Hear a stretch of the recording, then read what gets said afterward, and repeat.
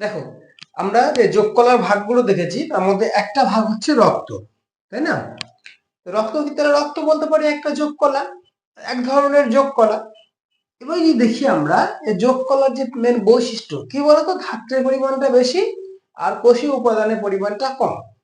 এখানেও দেখতে পাবো রক্তের মধ্যে রক্তের ধাত্রের পরিমাণটা বেশি এবং কোষীয় উপাদানের পরিমাণটা কম, এবং রক্তের ধাত্রটা তরল হয়, যে কারণে একে বলা হয় তরল যোগ কলা।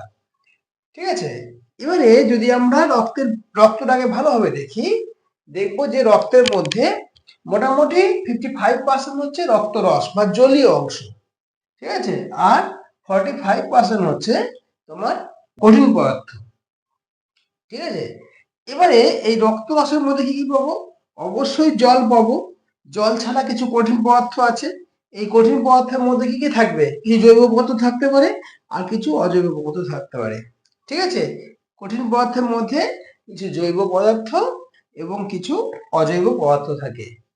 আর এবারে যদি যে আমরা রক্তকণিকাগুলো দেখি, যে রক্তকণিকা কি না, রক্ত রসের মধ্যে যে মানে ভেসে থাকে যেগুলো, সেগুলো হচ্ছে রক্তকণিকা। যে কোষীয় উপাদান যেগুলো বলেছিলাম, কি কি হতে পারে? হতে পারে তিন ধরনের। একটা হচ্ছে লোহিত কণিকা, লোহিত রক্তকণিকা বা আরবিসি, রেড ব্লাড কর্পাসেলস। আর হতে পারে শ্বেতকণিকা বা ডব্লিউবিসি, হোয়াইট ব্লাড কর্পাসেলস। আর হচ্ছে অনুচক্রিকা। ক্লিয়ার এই পর্যন্ত?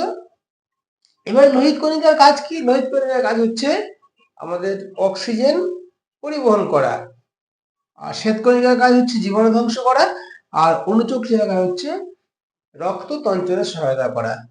এই হচ্ছে আমাদের রক্তের সম্পর্কে একটা সংক্ষিপ্ত টিকা। ঠিক আছে, চলো।